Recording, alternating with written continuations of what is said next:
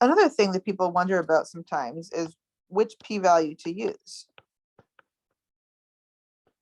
Left-sided, right-sided, one-sided, two-sided. My answer is, who cares?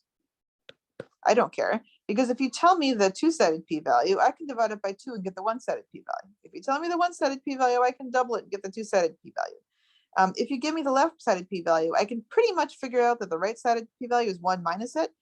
We saw it's not totally true in a very, very small case. But for most realistic cases, it's pretty much true that the left-sided p-value is 1 minus the right-sided p-value. It's probably most common to report the two-sided p-value.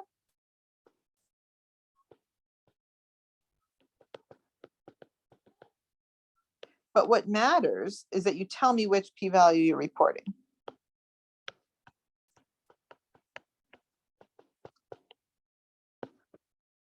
So you need to say things like, specify which.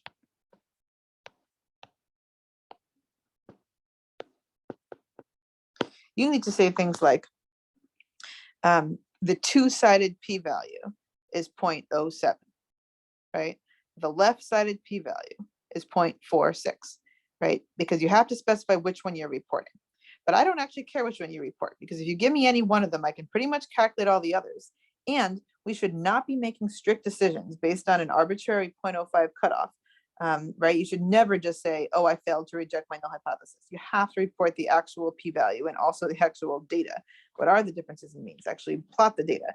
You never report only the results of a test. And since you're never going to report only the results of a test, I don't really care what cutoff you're using.